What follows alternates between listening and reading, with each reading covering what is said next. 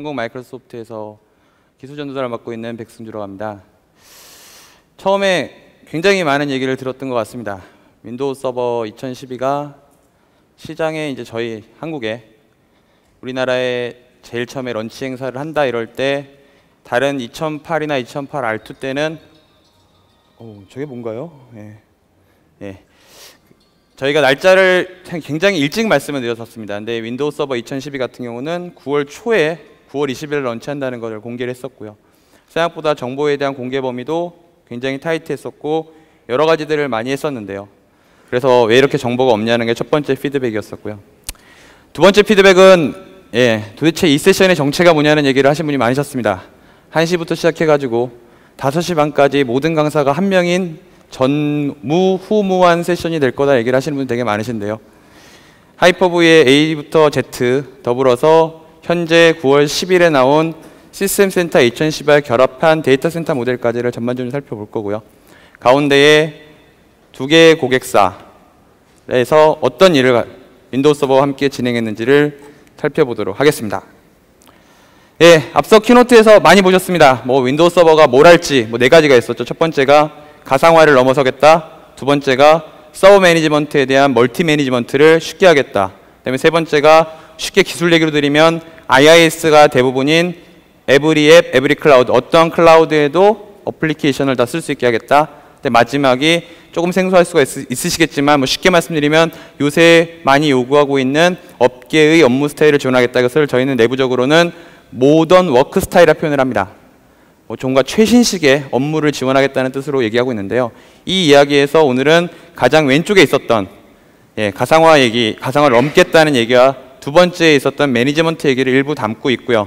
그 외에 윈도우 서버에 대한 나머지 이야기들, 좀 더 디테일한 매니지먼트에 대한 이야기, 시스템탑 말고요. 그 다음에 액티브 디렉토리 이야기, 그 다음에 데스크탑 이야기들은 저희 옆방에서 진행을 하고 있습니다. 그래서 제가 마이크로소프트에서 가상화를 가지고 세미나를 나온 것은 제가 제 노트북에 보면 D 드라이브에 도큐먼트라는 폴더가 있고요. 그 밑에 세미나라는 폴더가 있습니다. 거기에 이제 날짜별로 제가 파일을 쫙 저장을 해놓습니다. 지금 아까 보니까 한 940개 정도 되더라고요. 마이크로소프트 6년 동안 발표하는 개수가. 근데 거기서 제가 첫 번째로 가상화 얘기를 드렸던 거는 버추얼 서버 5000을 썼습니다. 2005. 버추얼 서버 2005를 썼고요. 그 다음에는 제가 어디 가서도 많이 말씀드렸던 2008년 5월 2일에 윈도우 서버 2008의 하이퍼V, 2009년 11월 2일에 윈도우 서버 2008 R2 하이퍼V, 2012년 9월 20일에 윈도우 서버 2012 하이퍼V 해서 어떻게 보면은 하이퍼V의 탄생부터 시작해서 하이퍼V의 현재 시점까지의 모든 얘기를 다 드릴 수가 있을 것 같은데요. 우리가 거슬러 올라가 보면 이제 얘기를 잇기 위해서는 가상화에 대한 기본적인 컨셉의 이해가 필요합니다. 생각을 해보시면 우리가 얘기하는 컴퓨터라고 하는 거는 하드웨어 위에 OS가 설치가 됩니다. 이것에 대해서는 이견이 없으실 겁니다. 요새는 이 컴퓨터를 디바이스라 부르시는 분 계시지만 일단 여기는 서버 이야기라는 것이기 때문에 서버에 대한 운영체제가 설치가 되고요. 기본적으로 옛날에는 컴퓨터 최초 설계됐을 때는 뭐든지 한 개만 가지고 운영된다 생각을 했었을 겁니다. 그렇죠. CPU도 하나, 메모리도 하나, 디스크 네트워크 없었을 때도 있었지만 프라피로 쓸 때도 있었고요. 뭐든지 하나씩 해서 하나가 독점해서 쓴다는 것을 기본적으로 의미를 했습니다. 기술이 점점 발전하게 됩니다. 지금은 현재 최신의 서버 CPU를 사면은 코어가 몇 개 들었나요? 기본적으로 i7 계열의 인텔 CPU를 사시면 몇 개 들어있죠? 기본 코어가 10개가 들어있고요. 거기에 하이퍼 스레드 킨 몇 개입니까? 20개가 되고요. 그리고 32 소켓을 가득 채우면 몇 개가 되는 것이죠? 640개가 되게 됩니다. 윈도우 서버 2012 스탠다드 에디션과 윈도우 서버 2012 데이터 센터 에디션의 기본적인 최대 지원 코어는 몇 개일까요? 640개입니다. 그런 계산으로 나온 숫자입니다. 코어가 많아지게 되고 메모리도 용량도 커지면서 굉장히 많은 슬롯에서 메모리를 꽂을 수 있게 됐고요. 그 다음에 디스크도 엄청나게 많은 종류가 생겼고 랜카드도 확장 슬롯을 이용해서라도 얼마든지 많은 숫자의 랜카드를 꽂을 수가 있겠다는 것이죠. 그러면서 기본적인 운영체제는 몇 개였습니까? 하나를 쓰고 있다는 전제로 가정을 하겠습니다. 일단은요. 근데 제가 여기서 노란색으로 줄쳐놓은 것이 무엇이냐면 CPU가 코어면 한 개면 CPU 코어 한 개가 메모리를 몽땅 다 쓸 수가 있습니다. 그렇죠? 근데 CPU 코어가 여러 개면 이 두뇌들이 메모리를 쓰려고 하는 것에 대해서 서로 간에 창구를 가지고 컴피티션을 해야 됩니다. 그러면 아무리 상단과 아랫단, 즉 CPU와 메모리가 빨라지더라도 그 사이에 얘기를 하는 버스에서 병목이 생기게 되고, 이 병목을 해결하기 위한 하드웨어의 정답은 무엇이었을까요? 바로 루마라는 것을 선언을 하게 됩니다. 루마는 무엇이냐면 CPU와 메모리 사이에 버스가 문제다 보니 CPU 코어별로 쓸 수 있는 데디케이트한 메모리를 붙여주는 겁니다. 그럼 될 수 있으면 CPU 코어는 어디 있는 메모리를 쓰는 것이 좋을까요? 바로 자기한테 붙어 있는 메모리를 쓰는 것이 좋다는 것이죠. 이 CPU 코어와 메모리의 묶음을 우리는 노드라고 표현합니다. 이런 것을 몰라도 상관이 없었던 게 무엇이었을까요? 바로 알아서 하드웨어에서 설계해 놓으면은 알아서 우리가 쓰고 있는 운영체제에서 이 값을 잘 쓰고 있었기 때문입니다. 윈도우 서버 입장에서는 하드웨어적인 루마를 네이티브하게 지원하는 첫 번째, 서비스 팩이나 패치 없이 지원한 서버 버전은 윈도우 서버 2003이었습니다. 근데 이런 루마라는 것을 이용해서 될 수 있으면 같은 CPU 안에 같은 메모리 구조 안에 있는 노드를 쓰게 해서 성능을 떨어뜨리지 않게 되고요. 물론 A라는 노드에서 메모리가 부족해서 B라는 노드의 메모리를 억세스할 수 있습니다. 그것을 원격 페이지에 대한 호출이라 얘기를 하는 경우가 있는데요. 물론 그럴 수 있지만 될 수 있으면 프로그래밍이나 하드웨어적인 처리에서 같은 노드에 있는 것을 쓰게 한다는 것이죠. 왜 하이퍼브에서 뜬금없이 이런 얘기를 하느냐? 조금만 기다려보시면 이것에 대한 예제가 이어지게 됩니다. 이러다가 이제 가상화가 유행을 하기 시작을 합니다. CPU와 메모리 사이에 어떤 병목 현상에 대해서는 하드웨어적으로 루마라는 기술로 해결했지만 가상화가 되면서 이제 하드웨어는 더 이상 하나의 OS가 독점하는 바로 기술이 되지 않았다는 겁니다. 어떻게 됐습니까? 이제는 눈으로 보이는 한 대의 서버가 몇 개가 될 수 있죠? 잠시 후에 보실 제 데모 인프라 같은 경우는 6대의 서버에서 대략 90여 개의 버추얼 머신이 돌아가는 것이고요. 그럼 밖에서 봤을 때 서비스 컨셉, 서비스라는 건 쉽게는 밖에서 봤을 때 서버로 보이는 거 서비스라 보시면 돼요. 그럼 몇 개로 보일까요? 기본적으로는 서버 대수로만 따지면은 최소 90여 대가 나온다는 겁니다. 물론 그 서버들을 묶어가지고 멀티티어 형태로 만들어서 프론트엔드, 미들티어, 백엔드를 만드시면 밖에서 하나로 볼 수도 있겠죠. 그렇지만 이제 운영체제가 물리적인 서버 개수보다 늘어나면서 이제 이 하드웨어를 어떻게 하면 잘 쪼개서 쓸 수 있느냐가 화두가 되기 시작합니다.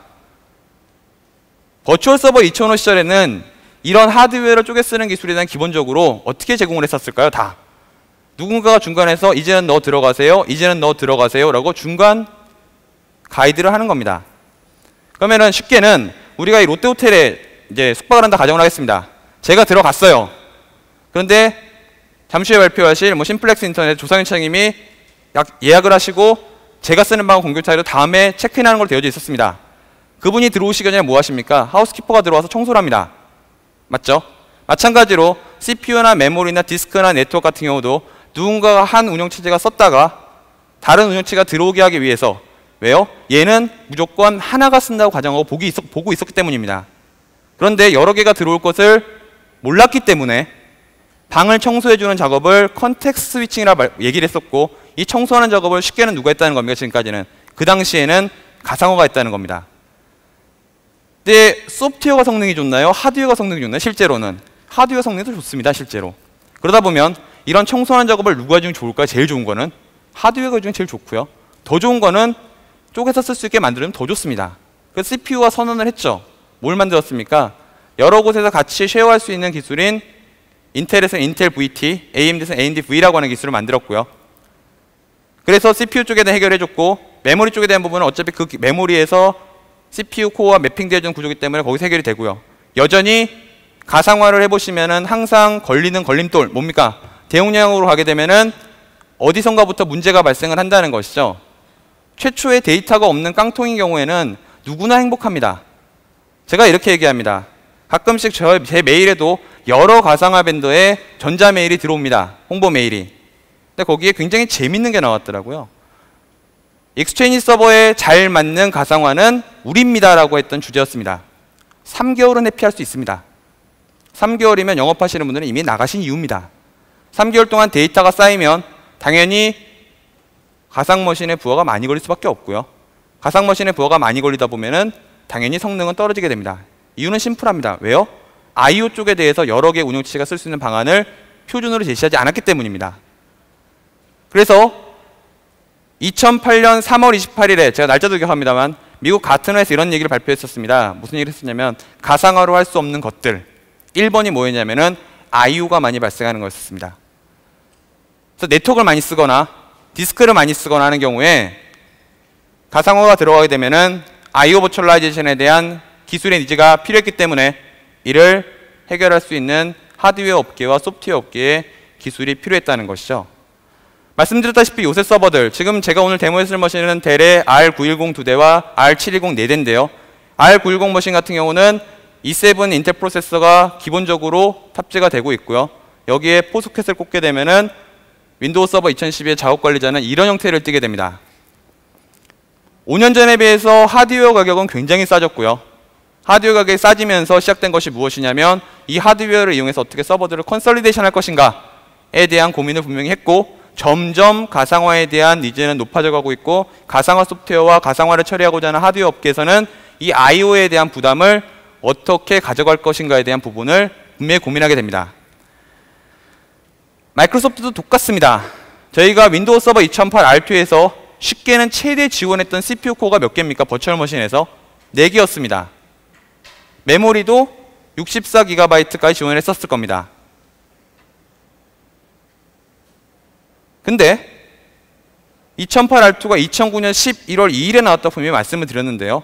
그 당시에 제가 거꾸로 역으로 여쭤봅니다만 물론 있습니다. 전혀 없다는 얘기는 아닙니다만 정말 CPU 코어를 4개 이상 쓰시면서 가상화로 갈 용기가 있으셨던 회사가 얼마나 있는지를 되묻고 싶습니다. 그랬을 때 단순한 장표 비교를 통해서 이 숫자가 높으면 동그라미, 이 숫자가 낮으면 X, 똑같으면 세모로 해서 동그라미가 더 많은 회사를 구입하셔서 지금까지 흘러왔을 때 그 동그라미로 했던 기능 중에 지금까지 쓰는 게 몇 개나 되는지 한번 거꾸로 되물어보고 싶다는 것입니다. 근데 이제는 CPU에 대한 코어도 많아지고 IO에 대한 버추얼라이징도 표준화가 되어져 있고요. 어느 정도. 그리고 이것을 처리할 수 있는 운영체제 기술과 합해져가지고 단순하게 우리가 생각했던 가상화를 넘어서서 정말 소용량부터 시작해서 정말 대용량까지를 처리할 수 있어야 된다는 겁니다.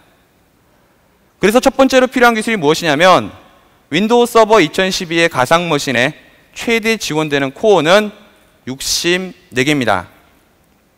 이것을 저희는 금년 5월에 발표를 했었습니다. 윈도우 서버 2012 RC에서 64개를 지원을 했었습니다. 4개 이상이 되다 보니 아까도 말씀드렸던 하드웨어에서 발생하던 루마라고 하는 구조를 버추얼 머신에서도 그대로 끌어다 쓸 이슈가 생기는 겁니다. 누가 해준다 그랬습니까? 기본적으로는 하드웨어가 알아서 해주고 운영체제가 알아서 해주던 건데 이러한 아키텍처를 그대로 시스템으로까지 끌어올려서 가상 머신으로까지 끌어올려가지고 처리하는 기술이 필요해졌다는 겁니다. 이 얘기는 무슨 얘기냐?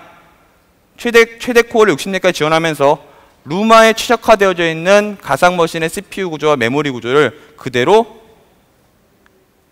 윈도우 서버 2012의 버추얼 머신에서도 쓸 수 있다는 겁니다.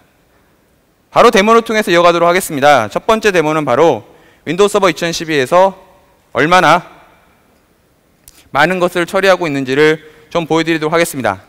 제가 4시간 반 동안 쓸 데모 머신은 총 6대입니다. 6대 중에 4대는 1, 2, 3, 4로 되어져 있고요. 1번, 2번, 3번은 클러스터링이 되어져 있고요. 그 밑에 B1, B2 역시도 클러스터링 되어져 있는데 차이는 B1, B2는 CPU 코어가 80개, 메모리가 128기가, 위에는 CPU 코어가 24개에 메모리가 48기가짜리 머신입니다. 현재 제가 운영하고 있는 이 프라이빗 클라우드는 토탈 메모리 합은 464기가이며 CPU 코어는 물리적으로 208개, 전체 스토리지는 8.4TB를 쓰고 있습니다. 이걸 가지고 실제 데모를 계속 보여드릴 건데요. 바로 첫 번째로 보여드릴 것이 무엇이냐면 얘입니다. 현재 윈도우 서버 2012에서 돌아가고 있는 가상 머신의 현재 상태입니다. 저는 오전에 나름 키노트에서 이런 걸 보여줄 거라 기대했습니다만 역시 기다려져 버리지 않고 CPU 코어를 8개밖에 안 보여줬었는데요. 이제 보시면 화면에 CPU 코어 64개가 굉장히 원활하게 잘 돌아가고요. 메모리는 얼마입니까? 현재 97.2GB를 쓰고 있는 모습을 볼 수가 있습니다. 물론 얘기를 더 더해가야 됩니다. CPU와 메모리에 대해서 추가적인 비용 없이 기본적인 라이센스만으로 최대 64개의 CPU 코어와 최대 1TB의 가상 머신의 메모리를 사용하실 수가 있습니다. 이렇게 되면 좋은 점이 뭐가 있을까요? 아까 말씀드렸던 I/O만 해결이 될 수 있다면 이제 대용량 머신도 어느 정도는 가상화로 갈 수 있다는 겁니다. 그럼 이렇게 대용량을 쓰고 있는, 어떻게 보면 많은 코어와 많은 메모리를 쓰고 있는 머신까지도 지원할 수가 있고, 소용량의 옛날 방식으로 쓰시던 가상 머신까지도 쓰시는 방식으로 갈 수가 있다는 것이죠. 그럼 정말 얘를 어떻게 지원하고 있는지를 하이퍼V에서 세팅을 통해서 보도록 하겠습니다. 방금 전에 보신 머신이 여기 있는 얘입니다. 오른쪽 버튼 누르고 설정에 들어가 보면 CPU 코어를 64개를 제가 미리 부여를 해놓은 모습을 볼 수가 있습니다. 근데 윈도우 서버 2011을 설치해 보시면 재밌는 것이 예전에 안 보이셨던 이런 식의 플러스 표시가 보이는 것들을 보이실 수가 있습니다. 얘는 뭐냐면 세부에 항목이 있다는 겁니다. 밑에 뭐가 있습니까? 처음으로 나왔던 루마라고 하는 구조가 있고요. 이 루마라고 하는 것은 현재 하드웨어의 소켓 개수와 메모리 사이를 노드로 묶어준다 말씀드렸습니다. 쉽게는 물리적인 CPU당 메모리를 데디케이트하게 할당해줘서 될 수 있으면 그쪽에 있는 메모리를 쓰게 해주는 거라 말씀드렸습니다. 현재 여기 루마 노드가 몇 개입니까? 4개이고요. 소켓도 몇 개입니까? 4개라는 것을 볼 수가 있죠. 현재 한 소켓에 배당되어지는 메모리는 얼마고요? 대략 31GB 정도 되는 것을 볼 수가 있고요. 곱하기 4를 하면 얼마입니까? 124GB 정도가 나옵니다. 그럼 남은 4기가는 어디로 날아갔을까요? 하이퍼V가 자신을 위해서 레저베이션하고 있는 값입니다. 그러면 이런 식의 루마를 구성해서 여러 가지의 숫자를 입력할 수가 있는데요. 한 가지 재미있는 걸 또 보여드리면요. 실제로 선생님들께서 얘를 구성을 첫 번째로 하실 때는 이 숫자를 이렇게 집어넣을 수가 있습니다.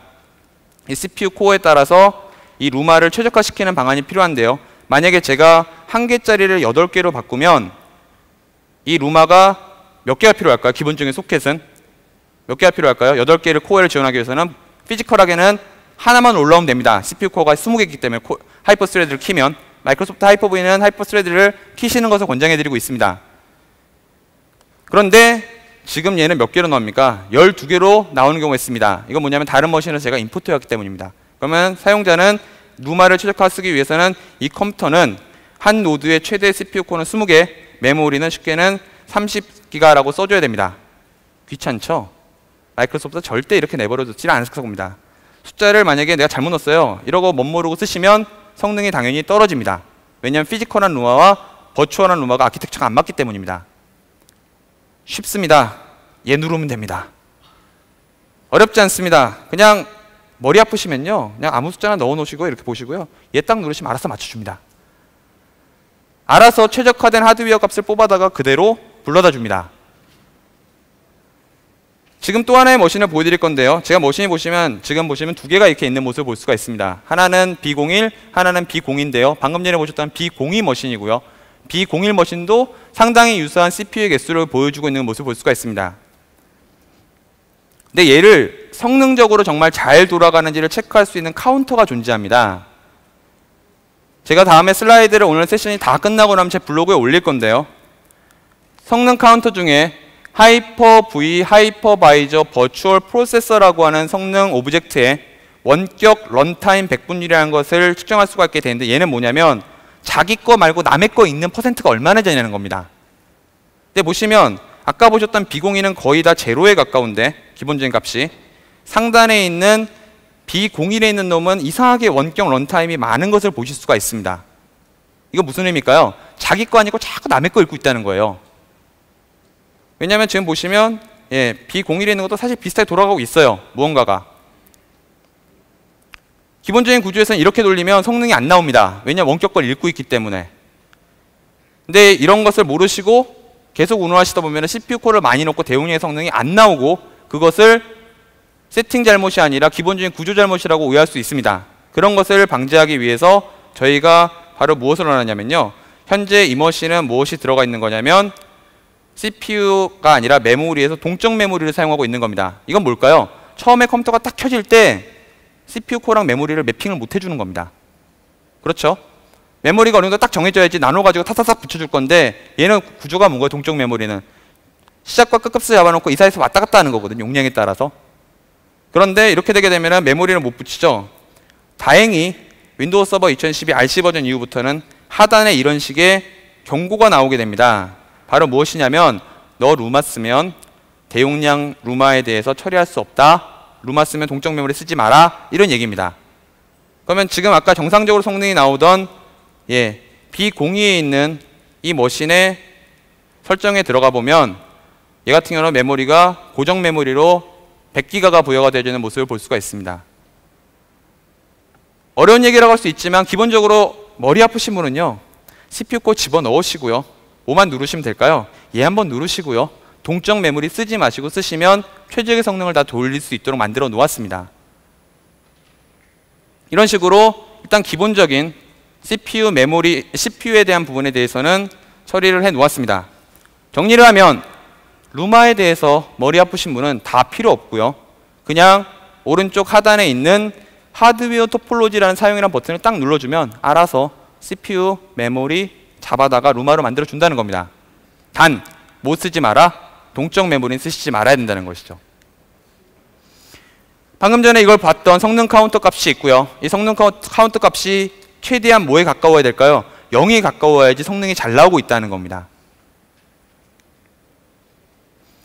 루마에 대한 주의사항입니다. 이것도 제 경험에 의해서 어떻게 보면 이런 일이 발생하지 말아야 되지만 방금 전에 보셨던 머신이 최초에 저한테 배송됐을 때 발생한 일입니다. CPU 코어가 80개였고요. 메모리가 128기가고 소켓이 4개면 한 노드당 코어가 몇 개씩 들어가야 될까요? 나누기 4를 하면 20개씩 들어가야 됩니다. 그 메모리도 128 나누기 4 하면 얼마 돼야 됩니까? 32기가가 들어가야 되는데 이상하게 이런 식으로 숫자가 들어가는 겁니다. 얘를 눌렀더니. 그러니까 저는 CPU 코어가 많아지면 이렇게도 동작하는구나. 이거 정리 잘 해놓고 나중에 세미나 할 때 얘기 드려야지. 그런데 아까 성능 모니터를 돌리기도 전에도 성능이 안 나온 것을 확연히 느낄 수가 있습니다. 운영체제가 코어를 많이 넣었음에도 불구하고 코어를 적게 넣는 것보다 성능도 엄청 안 나오고요. 뭔가 굼뜨다는 느낌을 굉장히 강하게 받았습니다. 근데 이유를 모르고 2주가 지났습니다. 그러던 어느 날 작업관리자를 열어보고 깜짝 놀란 사실을 발견을 했습니다. 분명히 왼쪽에는 128기가라고 오른쪽 상단에 나와 있는데 실제 인식되고 있는 메모리가 얼마입니까? 112기가만 인식이 되어 있는 겁니다. 이게 무슨 얘기일까요? 소켓 중에 4기가짜리 4개가 꽂혀있는 통소켓 하나가 인식이 안 되고 있는 겁니다. 인식을 시키고 정상적으로 부팅을 한 이후에는 정상이 됐습니다. 즉 방금 전에 보셨던 이 하드웨어 토폴로지 사용이라는 버튼을 너무 맹신하시게 되면 하드웨어가 잘못 설정이 되어 있음에도 불구하고 계속 쓰시는 불상사가 생길 수가 있다는 것이죠. 그래서 꼭 하드웨어에 대해서 새로운 것을 받아오셨다고 한다면 이런 식으로 성능 체크를 하신 이후에 진행을 하시는 게 좋습니다.